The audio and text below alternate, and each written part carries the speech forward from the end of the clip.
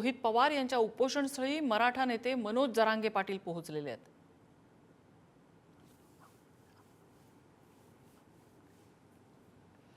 रोहित पवार यांच्या उपोषणाचा आजचा तिसरा दिवस आहे आणि त्यांनी सरकारला संध्याकाळपर्यंतचा अल्टिमेटम दिलेला आहे।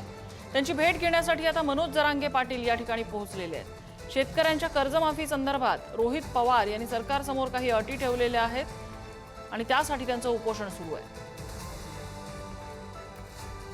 आज कृषी मंत्री दत्तात्रय भरणे यांच्यासोबत त्यांची बैठक व्हायची शक्यता आहे। मात्र गिरीश महाजन यांच्याशी चर्चा झाल्याशिवाय आपण ओआरएसचं सलाईन सुद्धा लावून घेणार नाही असं रोहित पवार यांनी सांगितलंय। त्यांचा बीपी ड्रॉप व्हायला लागलेला आहे, त्यांची शुगर लेवल खाली आलेली आहे। डॉक्टरांनी त्यांना ओआरएसचं सलाईन लावण्याची विनंती केलेली आहे, मात्र रोहित पवारांनी त्याला नकार दिला।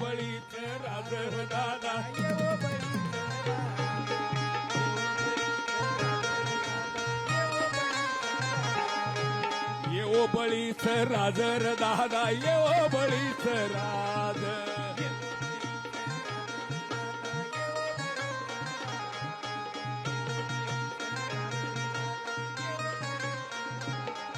हे इडा पिडा ही टळून जाओ हे बेबी माझा लाग येऊ द्या हे इडा पिडा ही टळून जाओ जळो जुलमाच राज आपण पाहतोय रोहित पवार यांच्या उपोषणस्थळीची ही दृश्य आहेत। रोहित पवार यांचं उपोषण सुरू आहे, गेल्या 3 दिवसांत हा तिसरा दिवस आहे त्यांच्या उपोषणाचा। तसंच आता मराठा आंदोलक जरांगे पाटील हे रोहित पवार यांच्या उपोषणस्थळी दाखल झालेले आहेत आणि त्यांच्याशी चर्चा करतात। ज्ञानेश्वर चौतमल आमच्या सोबत आहेत, आमचे प्रतिनिधी। ज्ञानेश्वर, काय अपडेट्स या संदर्भात?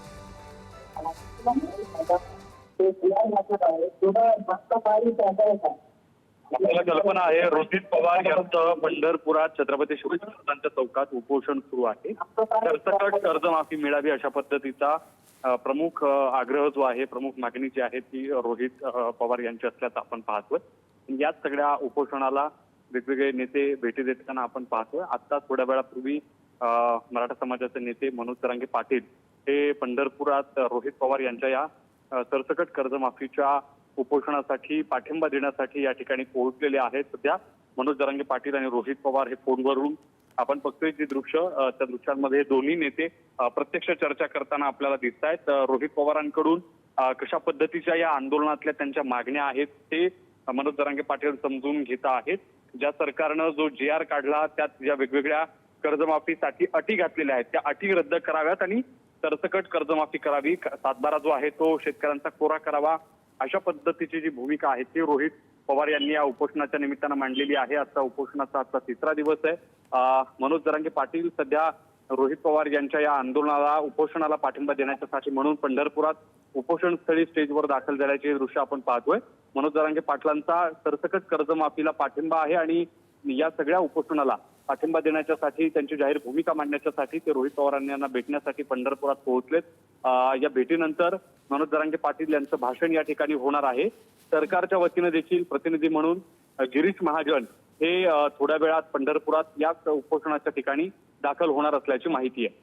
नक्कीच ज्ञानेश्वर, मनोज जरांगे पाटील यांचा पाठिंबा रोहित पवार यांना आहेत, मात्र जेव्हा रोहित पवारांनी हे आंदोलन सुरू केलं होतं आणि तेव्हा काही राजकीय स्तरावरून आणि काही राजकारण्यांकडनं ही टीका होत होती की रोहित पवारांचं हे आंदोलन जरांगेंच्या स्टाईलचं आंदोलन आहे, म्हणजे जी स्टाईल आणि जी ढब जरांगेंची आहे त्याच पठडीतलं आणि त्याच पद्धतीचं रोहित पवार यांचं हे आंदोलन आहे।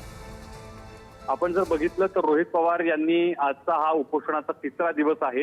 अन्नदात्यासाठी अन्नत्याग अशा पद्धतीचं या आंदोलनाचं टायटल आपल्याला बघायला मिळतं, ज्यामध्ये रोहित पवारांनी अन्नत्याग केलेला आहे आणि रोहित पवार आजही त्यांच्या या अन्नत्याग उपोषणाच्या भूमिकेवरती ठाम आहेत। त्यांचं असं म्हणणं आहे जोपर्यंत सरकारचा प्रतिनिधी या ठिकाणी येत नाही आणि सरसकट कर्जमाफी करण्यासाठीचा शब्द सरकारकडून आपल्याला मिळत नाही तोपर्यंत अन्नत्याग जो आहे तो रोहित पवार यांनी या ठिकाणी केलेला आहे।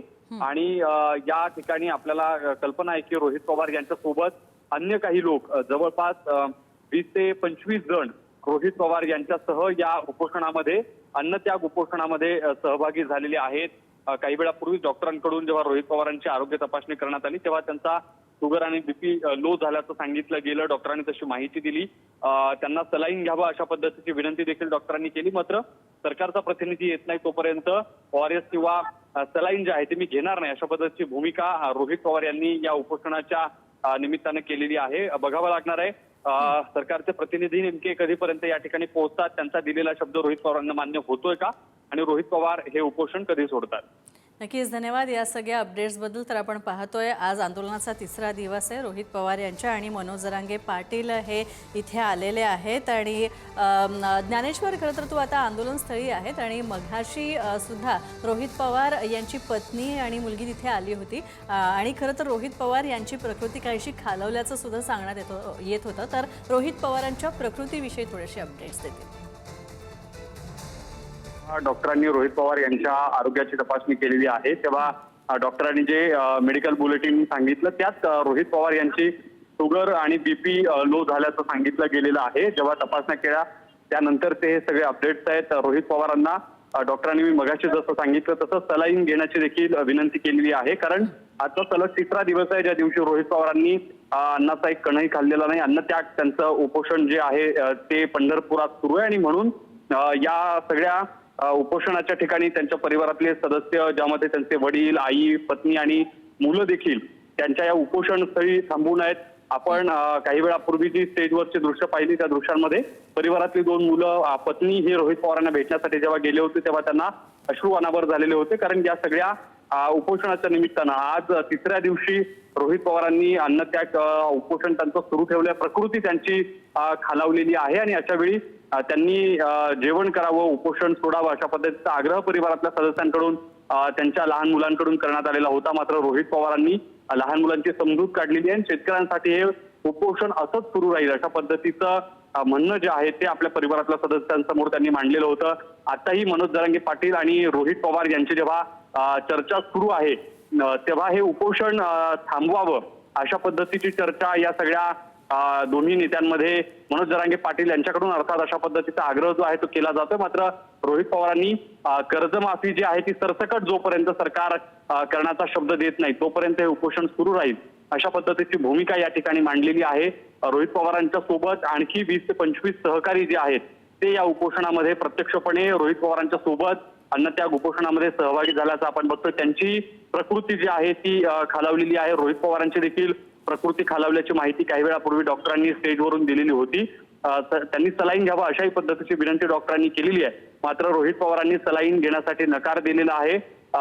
बघावं लागेल की जेव्हा महाजन या ठिकाणी येतील, गिरीश महाजन या ठिकाणी येणार असल्याची जी माहिती आहे तेव्हा गिरीश महाजन नेमका काय सरकारच्या वतीनं शब्द घेऊन येतात आणि तो सरकारच्या वतीनं दिलेला शब्द रोहित पवारांना मान्य होतो का आणि त्यानंतर किमान रोहित पवार यांचं उपोषण सोडतात. त्याप्रमाणे मंत्री गिरीश महाजन सुद्धा इथे येण्याची शक्यता आहे कारण तशा बातम्या सुद्धा आपण देतोच आहोत. मात्र त्यासोबतच विविध राजकीय पक्षांचे नेते, दिग्गज नेते इथे येण्याची शक्यता आहे. तर याबद्दल काही अपडेट्स आहेत का? अर्थात सकाळपासून आपण जर बघितलं असेल तर शशिकांत शिंदे जे शरद पवारांच्या राष्ट्रवादीचे प्रदेशाध्यक्ष आहेत ते या ठिकाणी दाखल झालेले होते. ते देखील काही काळ या उपोषणस्थळी थांबलेले होते. रोहित पवारांची त्यांनी भेट घेतली आणि यासह अन्य वेगवेगळ्या पक्षांचे जे नेते, वेगवेगळ्या संघटनांचे जे नेते आहेत ते या ठिकाणी आलेले होते. वेगवेगळ्या ग्रामपंचायती राज्यातल्या ज्या आहेत त्यांच्या वतीनं रोहित पवारांच्या या अन्नत्याग उपोषणाला पाठिंबा दिला जातोय. सरसकट शेतकऱ्यांची कर्जमाफी व्हावी यासाठी राज्यातल्या वेगवेगळ्या तालुक्यांमधले जे शेतकरी आहेत ते आपल्याला या उपोषणस्थळी समोर रोहित पवारांच्या या उपोषणात सहभागी झाल्याचं बघायला मिळतंय. खऱ्या अर्थानं आपण पाहिलं तर पंढरपुरात राज्यभरातून वेगवेगळ्या गावांमधून जे लोक आहेत, भक्त आहेत ते येत असतात आणि जेव्हा पंढरपुरात दर्शनासाठी हे सगळे भाविक येतात तेव्हा मंदिराच्या जवळच असलेला जो छत्रपती शिवाजी महाराजांच्या नावानं ओळखला जाणारा जो चौक आहे त्या चौकात हे उपोषण सुरू आहे. त्यामुळे राज्यभरातल्या वेगवेगळ्या भागांमधले जे आलेले पांडुरंगाचे जे भक्त आहेत ते जाताना या उपोषणाच्या मार्गावरूनच ये जा करत असतात. त्यांची देखील या आंदोलनाकडे आपण जर बघितलं तर हजेरी लागताना आपल्याला दिसते. मोठी गर्दी या सगळ्या उपोषणाच्या स्थळी आपल्याला या मंडपामध्ये दिसते आहे. राज्यातल्या वेगवेगळ्या ग्रामपंचायतींनी आणि वेगवेगळ्या संघटनांनी रोहित पवारांच्या या शेतकऱ्यांच्या सरसकट कर्जमाफीसाठीच्या अन्नत्याग उपोषणाला पाठिंबा दिल्याचं बघायला मिळतं. नक्कीच आणि आणखी एक महत्त्वाचं ज्ञानेश्वर खरं तर मनोज जरांगे पाटील आता आलेले आहेत आणि खरं तर याआधी सुद्धा त्यांनी माध्यमांशी बोलताना आपला पाठिंबा रोहित पवार यांच्या या आंदोलनाला जाहीर केला होता. मात्र आता आणखी दिवसेंदिवस या सगळ्या आंदोलनाची धार जी आहे ती वाढत जाणार आहेत. या सगळ्या संदर्भातले अपडेट्स आपण तुझ्याकडनं वेळोवेळी घेतच राहू. तुर्तास धन्यवाद या सगळ्या माहितीबद्दल.